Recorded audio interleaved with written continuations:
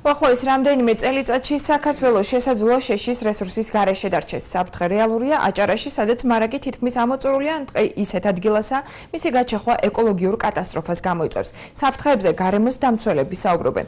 ხულოს მუნიციპალიტეტის მოსახლეობა ხეების მასიურ გაჩეხვას და ტყეების აღდგენის აუცილებლობაზე საუბრობს.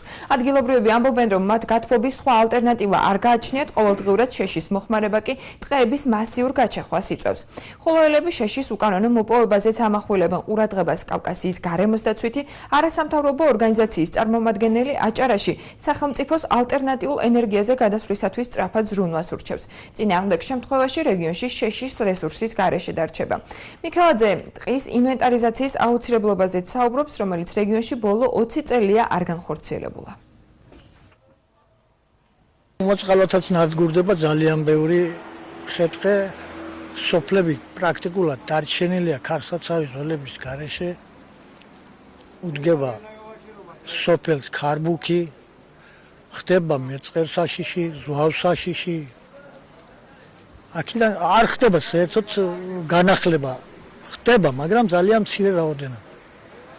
ასეთი გაჩეხვის პირობებში აუცილებელია, რომ ხდებოდეს ტყეების განახლება. ყავდეს მას სველი, ვიღაცა, რომ წამოიზადოს ახალი ხეები, თორემ მომდევნო თაობებს ალბათ არა ფუჩქნარებიც აღარ დარჩება, რომლებიც დარჩა. ჩვენი ტერიტორიის 80% მაღალმთიანია, გადაწყვეტით შეიძლება ვთქვათ, რომ რესურსი უკვე ამოწურულია. ანუ ეს რესურსი არსებობს ისეთ ტერიტორიაზე, ისეთი დახრილობის ფერდობებზე, სადაც ჭრები არ შეიძლება. ბოლო 20 წელია ინვენტარიზაცია არ ჩატარებულა. თუ დღეს გამოუჩნდება პატრონი, ის აიღებს პასუხისგებლობას, აიღებს ვალდებულებას, ჩაატარებს სანიტარულ ჭრებს და სანიტარული ჭრების შემდგომ ეს ხელშეუწყობს ისევ ტყის ბუნებრივ განახლებას და თქვათ